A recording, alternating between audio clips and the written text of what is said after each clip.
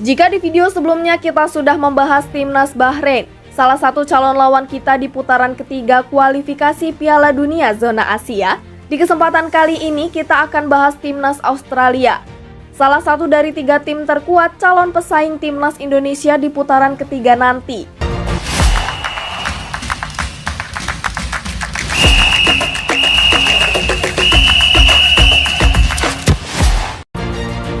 Australia memulai kampanye mereka di putaran kedua kualifikasi Piala Dunia Zona Asia dengan hasil sempurna. Tergabung bersama Palestina, Lebanon dan Bangladesh di grup I, anak-anak asuhan Graham Arnold seperti berlari sendirian. Mereka meraih poin sempurna hasil dari 6 kemenangan dari 6 laga di putaran kedua, serta sukses menciptakan 22 gol tanpa kebobolan.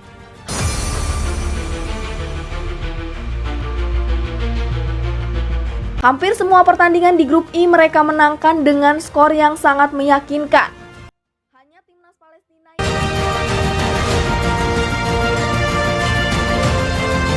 bukan tanpa alasan Australia akhirnya lebih memilih pindah konfederasi. Dari awalnya tergabung dalam zona Oseania menjadi penghuni zona Asia. Hal itu tak lain karena sulitnya perwakilan zona Oseania menembus putaran final Piala Dunia. Imbas dari jatah setengah tim bagi wakil dari zona Oseania di kualifikasi Piala Dunia. Artinya, untuk bisa lolos ke Piala Dunia, tim terkuat zona Oseania harus melakoni babak playoff menghadapi tim peringkat kelima zona Amerika Selatan. Sehingga, membuat Australia yang notabene perwakilan Oseania makin kesulitan. Meskipun berkali-kali tampil di babak playoff antar konfederasi, The Socceroos nyaris selalu tersandung saat menghadapi lawan-lawannya.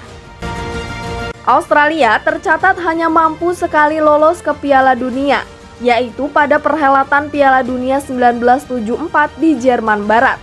Kala itu, mereka lolos usai mengalahkan Korea Selatan di babak playoff zona Asia dan Oseania. Namun, usai dipisahkannya zona Asia dan zona Oseania membuat perwakilan dari OFC harus melalui playoff menghadapi lawan dari Amerika Selatan yang secara kualitas jelas jauh lebih dikdaya dibandingkan lawan dari zona Asia. Hal inilah yang membuat niat Australia makin kuat untuk berpindah konfederasi. Sejak berpindah konfederasi ke Asia, Australia menjelma menjadi salah satu kekuatan yang dominan. Kehadiran mereka menjadi perusak dominasi kekuatan tradisional di zona Asia, macam Arab Saudi, Iran, Korea Selatan, atau Jepang. Terhitung, sejak menjadi anggota AFC pada 2006 silam, Australia selalu lolos ke putaran utama Piala Dunia.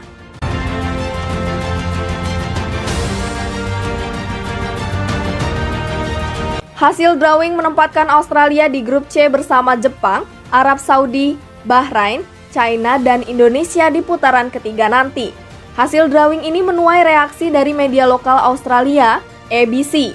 Mereka menyoroti peringkat FIFA terkini peserta grup C, di mana Australia saat ini ada di peringkat ke-23 FIFA, hanya kalah dari Jepang yang ada di posisi ke-17. ABC pun pede soal peluang timnas Australia mengunci tiket ke Piala Dunia 2026. Skuad Graham Arnold saat ini merupakan tim peringkat kedua tertinggi setelah Jepang di grup C untuk putaran ketiga kualifikasi, tulis ABC. Media asal Australia lainnya, Fox Sports, bahkan melabeli timnas Indonesia sebagai lawan terlemah di grup C nanti. Dikelilingi para raksasa, timnas Indonesia diprediksi bakal menjadi bulan-bulanan. Tim Garuda disebut sebagai tim terlemah di grup C, berdasarkan prestasi dan peringkat di ranking FIFA. Pandangan berbeda datang dari pelatih Australia, Graham Arnold.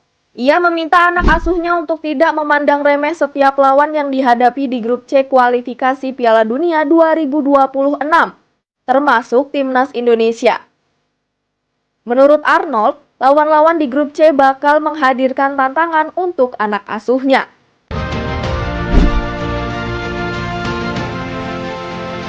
Jelang pertemuan menghadapi Australia di putaran ketiga nanti, sempat terjadi insiden berbau kontroversial yang dilakukan pemain timnas Australia U16 di turnamen AFF U16 kemarin.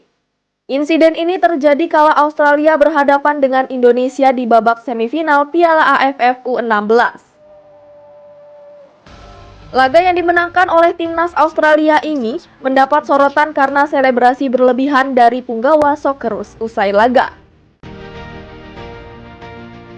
Ketua Umum PSSI Erick Thohir bahkan sempat bereaksi keras setelah melihat selebrasi timnas Australia U16 yang dianggap berlebihan.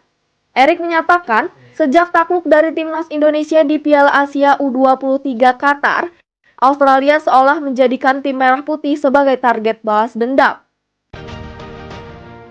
Itulah mengapa saat tim muda mereka menang di AFF kemarin selebrasinya agak berlebihan. Nanti kita ketemu lagi di Australia, kita sikat, tegas Erick. Sama pemain, tidak ada yang nundukin kepala, tidak ada nangis. Nanti Oktober kita ketemu Australia, kita sikat mereka, ya, kita siapin manajer, kita siapin, oke?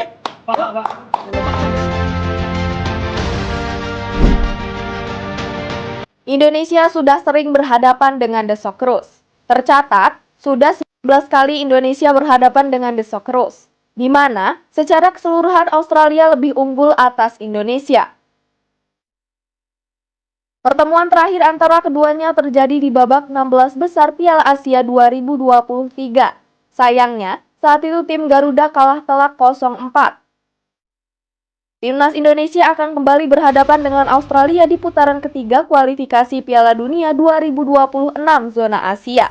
Pertemuan pertama akan terjadi pada 10 September 2024 dan leg kedua akan berlangsung pada 20 Maret 2025.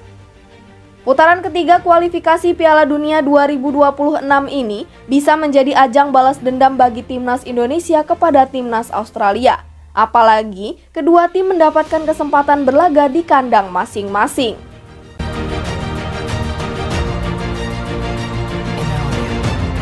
Australia memiliki materi tim yang berkualitas. Di tiap lini, mereka memiliki pemain andalan dengan kualitas kelas 1 di Eropa.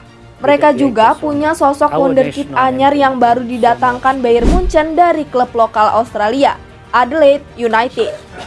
Pemain itu adalah Netsroy Irankunda.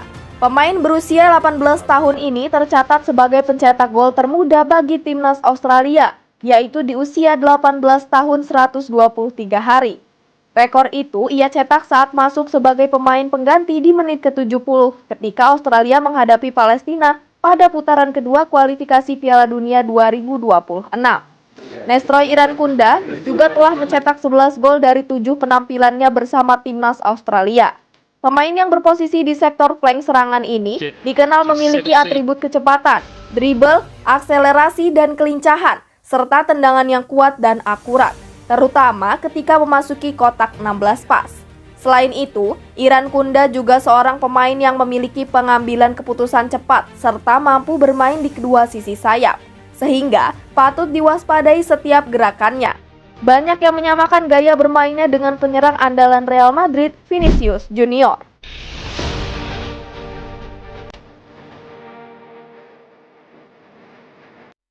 Jika sebelumnya Graham Arnold, juru taktik timnas Australia, meminta anak asuhnya untuk mewaspadai semua lawannya di grup C, juga memuji perkembangan timnas Indonesia di bawah asuhan Sinteyong. Kini, semua ucapannya berbalik menjadi sesumbar. Graham Arnold dengan percaya diri berujar akan mengalahkan semua lawannya di grup C kualifikasi zona Asia.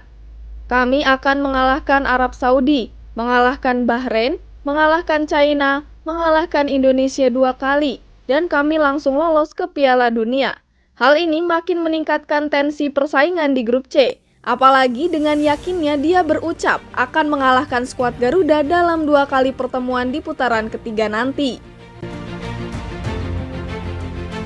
Menyadari kualitas timnas Australia saat ini, serta berkaca dari beberapa pertemuan sebelumnya, raihan 1 poin saat menghadapi Australia di laga kandang rasanya masih cukup realistis. Tapi, dengan catatan jika pemain-pemain yang saat ini tengah dikebut untuk dinaturalisasi oleh PSSI sudah tersedia saat pertemuan melawan Australia nanti. Nama-nama seperti Ole Roumanie, Kevin Dix, dan Martin Paes tentu bisa menambah kualitas kedalaman permainan dari timnas Indonesia. Dan bukan tak mungkin kalau 1 poin saat menghadapi Australia bisa saja kita curi.